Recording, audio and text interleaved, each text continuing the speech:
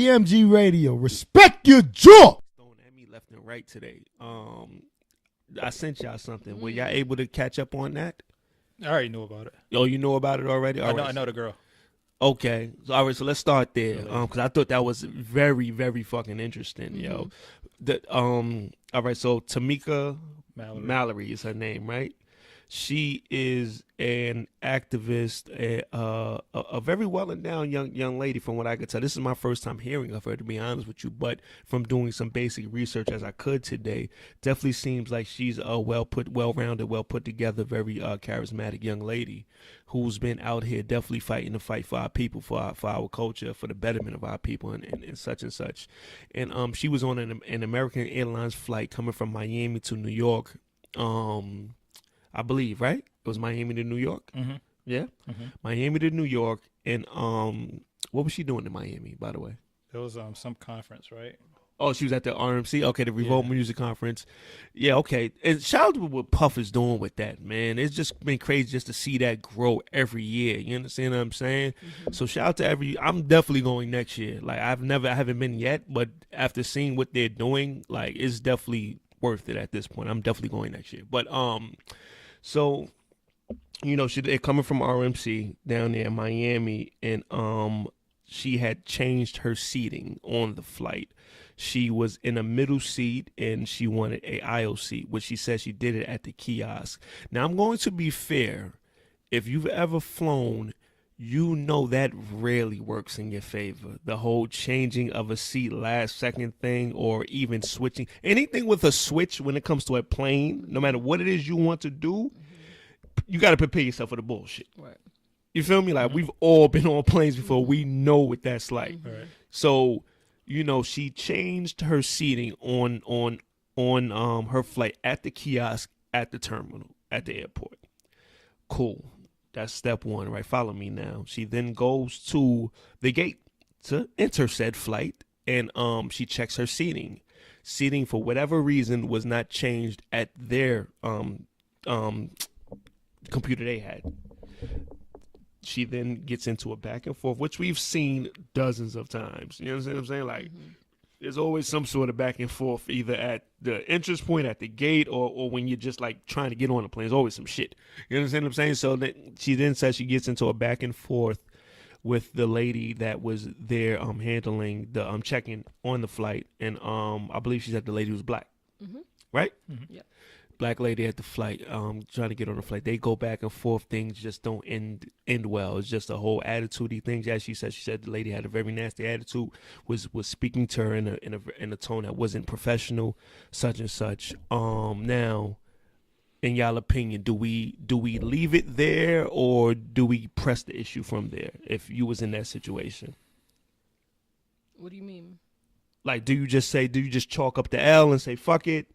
Let me just get on this plane and get to where I go, or do you press the situation further, file a complaint, continue to complain, whatever it is? Dude, what do you do at that point? You want to go, Jerry? Oh, I mean, it depends on my experience before that. Like, I can't just say, like, I would always do this. Like, it depends on my day leading up to that. Like, if I was getting to run around and bullshit before that, then I probably would be more apt to be like, nah, I'm not going to let this ride. But if I'm just on some shit, like, yo, all right, man, whatever. Like, more often than not, for me, I'll just be like, yo, whatever. Just ride it out. I got you. What do you think? Yeah, pretty much the same thing. It depends on exactly what was said. But, I mean, at this point, I just want to get on my flight. Probably file a complaint if she was rude enough. You know what I mean? Definitely, you know what I mean? File a complaint, but still keep it moving because I need to get to where I'm going. Yeah. I got you. Well, knowing me, you're not going to talk to me any kind of way. So me and you are definitely going to swap some words right then and there, knowing how I am. You know what I mean? We're just not going to do that. You know what I mean? Like, but okay, that's that. Okay, boom. So then she proceeds to get on the plane. She says, these are her words, by the way. So you could go to her Facebook and her Twitter. She has all of these things up there. Tamika, Tamika, Mallory, Mallory. So fact check all this stuff. Don't go for what we're saying. You could check all of these things for yourself on her social media. And she continues, says she proceeds to get on the plane. She's immediately met, she says, by the pilot. upon entering the plane. Now, the pilots being at the front of the plane is always that's common for the flights I've been on. They're always there welcoming, greeting people and all that stuff. That's nothing new. But the fact that they knew who she was as she entered the plane, either she was literally the only black female to get on that plane, or there was some sort of communication between that front the gate entrance desk and the staff on the plane. Like, yo, y'all got this girl coming on. She's been unruly. Watch this. You understand what I'm saying? And she said she had not raised the tone of her voice, even though there was a dialogue back and forth about the seat. She said she had not raised her voice or become unruly or anything of the such at that point. Right. So she says she's greeted by the pilot. They share a few words. She then goes to her seat. And then from there, she says her name is called from the loudspeaker a couple of times.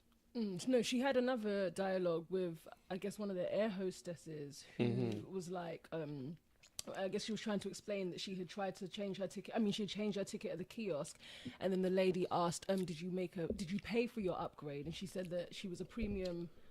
Platinum. She was platinum. platinum flyer flyer. with that airline. Right. Yes. So she didn't need to. She was already given the option of preferred seating, and then she said that the air hostess laughed at her and was like, "Oh, somebody else must have paid for your ticket." Yeah. That's Well, why. they probably got that seat because they must have paid for it. I don't see what that had to do with anything, but okay. You know what I mean? And then from there, so they're just being accosted by the pilot. She says, she's being asked very condescending questions.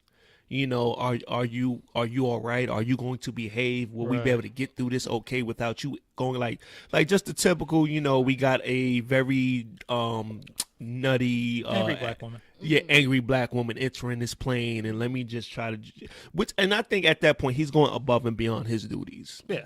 You understand what I'm saying? Because if the person clearly at that point has not caused a problem for you in the job you need to do to get that flight off the ground and on the ground, I don't see why you felt the need to step in. Right. That just didn't make no sense to me. You understand what I'm saying? But okay, whatever, cool. For whatever reason, he just felt like putting on the cape and being Captain Super Pilot that day. You understand what I'm saying? Right. And from there, then once she sat down, she's called a couple of times. They then go have another back and forth, right? And then that's when she says she just lost it at that point, which is very understandable. But this was after they already said they're kicking her off the plane, because basically they called out her name and she was like, "Am I getting kicked off the plane?" Then the air hostess was like, no, the pilot was like, "Yeah, her." Yeah. And he had threatened her before, saying, "You're going to get a one-way ticket off of this plane." So, yeah.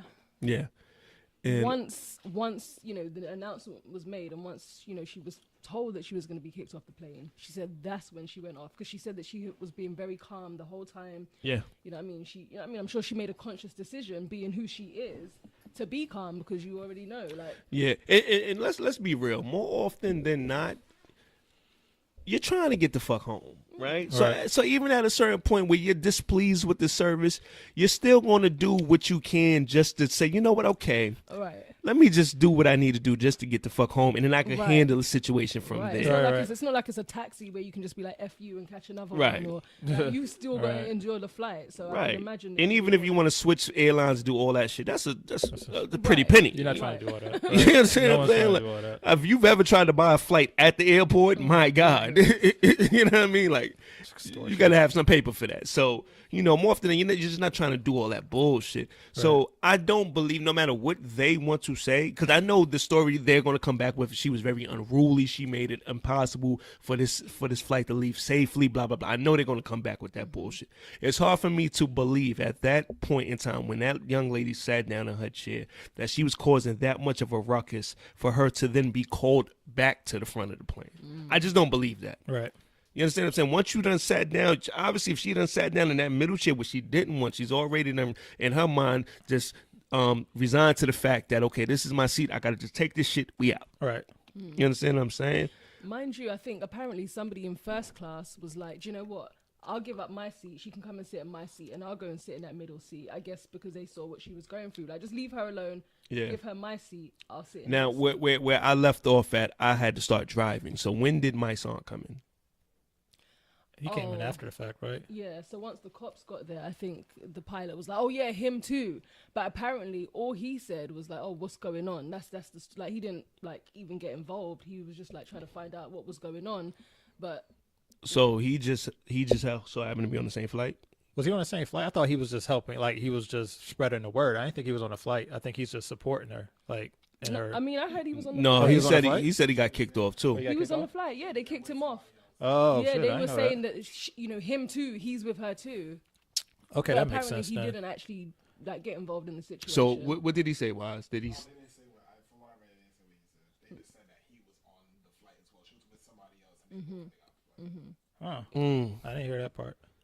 Okay. Wow.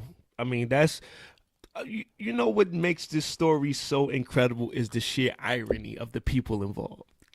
You understand what I'm saying? Right. Like the people who are out here fighting against the same shit that they're dealing with. You know what I mean? Like it's just the irony of it. That's just what made the story so amazing to me. And you know, Mysonne has definitely been on the front line heavy as of late. Shout out to what he did at the BET Hip Hop Awards. I felt like that should have been talked about way more than the Eminem thing. But hey, fuck do I know, right? Right. But you know, for him to just to be, you know, one of the frontline soldiers out there, really, you know, pumping the black fist for all of us.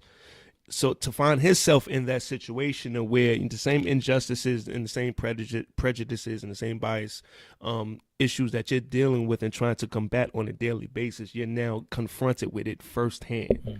You understand what I'm saying? Right. So then I'm guessing at that point they were both asked to leave the flight, right? Wise? Okay. Now, what can we take from this situation? Like, do we purely just chalk this up to racism, or like what do we as a people take from this situation? It just to me, it's a shame because at the end of the day, if you're racist, that's one thing. When you are hired by a company, you need to put all of your views and your values or whatever it is aside and do your job. So the fact that I feel like we're in a climate right now that the people who are racist and who have probably been keeping it back for a long time, or who haven't been as bold expressing it, or I feel like people are bold now. Everybody's just okay with expressing themselves, and I feel like there's like, that's a fact. You know what I mean? That's definitely a fact. It's definitely that. I was going to say that too. I just feel like, you know, if this was a point in time where there was a fear of the black man, that white pilot wouldn't been so chest out to really say some of the things that she claimed he said. You understand what I'm saying?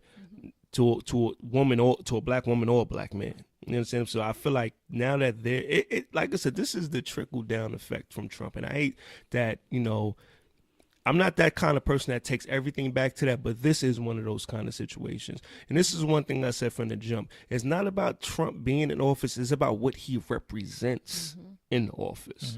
That's the bigger picture, because what he represents is, quote unquote, their guy. And doing some of the things he says, some of the things he does, gives a lot of empowerment to people who've already harbored certain kinds of feelings. Now they feel like they could be a little bit more out there with it because their man is there to protect them. Right. And he's clearly out here just protecting his base. He doesn't even give a fuck about, you know, nothing else but the people who voted for him. He's been clear about that. You understand what I'm saying? He's not coming to rallies in New York, in California, in you know, Alabama, Mississippi, Louisiana. He's not going to rallies in those places. He's going to those states and those towns and those cities that he knows voted for him. And he's been totally clear about that. You understand what I'm saying? So when you got these kind of situations, I feel like it puts us between a rock and a hard place, because you're damned if you do, damned if you don't, right? You could either just shut up and take it, or you could react as the quote-unquote angry black person and flip the fuck out. You understand what I'm saying? Right. And you know, it's fucked up to be in that position. Like, I thought about it too, and I'm like, damn, what the fuck would I have done? And that's a hard question to ask. To answer. It really is a hard question, because it's like, damn, like, do I take this L or do I react? You know what I mean? Right. I think they're handling it in the right way. They've consulted with legal counsel at this point. They did a press conference. They've, you know, reached out to the media to bring some attention to this story. So I feel like they're doing it the correct way so far. You know, Mysonne is a nigga from the hood, so he's used to knocking niggas out. So he could have easily just For real. could have just went the street route about it easily. So for him to have the wherewithal and the mental capacity to say, okay, you know what, I'm not gonna win this battle like this. Let me play that game. You understand what I'm saying? And I think what's gonna work for them is the fact that there's been several incidents on flights as of late. You know, the Asian doctor who was dragged from the plane and such, which they settled with him quick fast. You know what I mean? Like they cut him a check in a heartbeat. You know what I mean? So you know, I really hope that this story works out in their favor and they use it to shed light on a lot of the bigger issues that are going on. Because as we can see, we're dealing with bullshit on a constant basis. Like this, all this shit ain't no coincidence, dog. Oh no. And that's one thing we need to understand. All of these things we're hearing are not coincidences. Yeah. What she called it, white male aggression. That's what she said it was. Yeah. Male aggression. So I mean, she knows what's going on. Right. Yeah, and you know, I was looking at her Facebook video. You know, she was very hurt by the whole She's situation. crying and everything. Yeah, she was very hurt by the situation, and as she should be, because who wants to deal with that? You're just trying to go home. Yeah, I think she was trying to get to Al Sharpton's daughter's wedding or some shit too. Okay. Because his daughter just got married like this past weekend. I think it was around that same time. That's what she was trying to get to. So I think that was a whole nother thing as well. So Okay, I got you. Well, you know, what's a little background on Shorty? who, Mallory? Yeah. Man, she's been at it for a minute, man. She's just been on a grassroots level. She's like the chairman of the Justice League, I think now. Actually, I might Here in New York. Yeah. I got I'm you. actually might be working with her like soon, like within the next couple of months. Okay. So yeah, she's out there. She's always speaking that shit. She's fiery. Like that's when I saw her name popped up, and I was like, oh, I was like, that's not gonna go away. She's not. Yeah, they didn't fuck like, with she the wrong doesn't- one, right? She doesn't let shit she don't let shit go. So like that's why I was like, oh, they gotta fight. Like she's gonna. Oh go yeah, after it. yeah. They done definitely fucked up. They messed with the wrong No, one. they didn't. They Like, definitely I was fucked like, from my interactions with her, I was like, yeah, that's not something I want to deal with. So Yeah. I mean, like she's out there, like she's definitely valid. Like she talks the talk and she walks the walk for sure. Oh, I got you. Yeah. All right, I got you. Yo, she's not like Omarosa. That's what you're saying, right? What's up with her? I haven't heard that.